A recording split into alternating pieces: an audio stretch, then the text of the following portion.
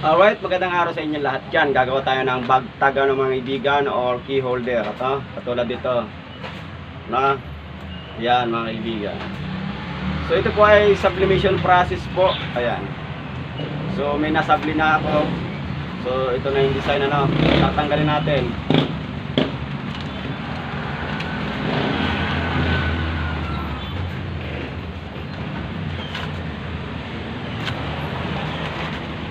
So ito na. So ito sublimation paper na print na rito and then na transfer na rito nang na heat press natin. Ito na po yung design niya. Ito po ay bag tag or key holder.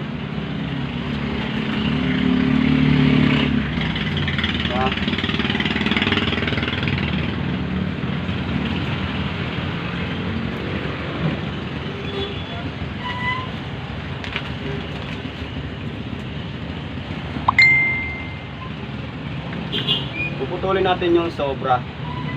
Yan.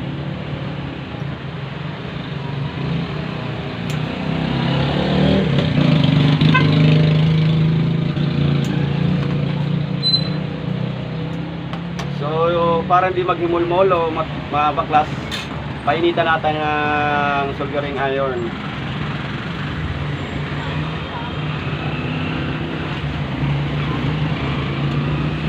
Alright. So, meron tayong karabiner para sa kanyang lock. Ito, karabiner po ito, karabiner. So, paglagay nito, lalagay mo lang dito. Yung ganyan. And then, itong karabiner, sa inyo na kung paano nyo ilalagay, pero nakaganyan yan. So yan, ganyan. And then, babalagputin mo. Payakapin. Ganyan.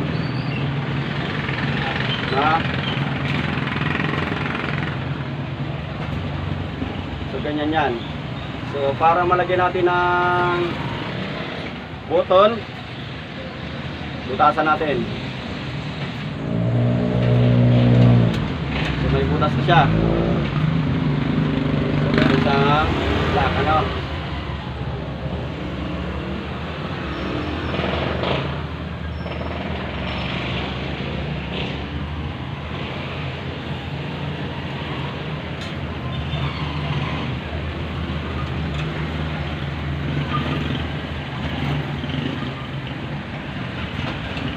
female.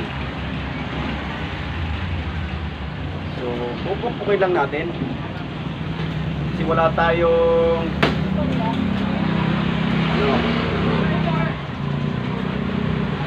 lalak natin. Slice lang mga kaibigan, slice lang, pwede na.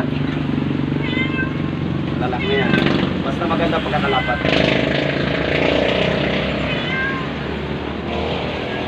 So yan, meron ka ng bag tag o key holder. Personalized po mga kaibigan. So yun lang po mga kaibigan. Thank you.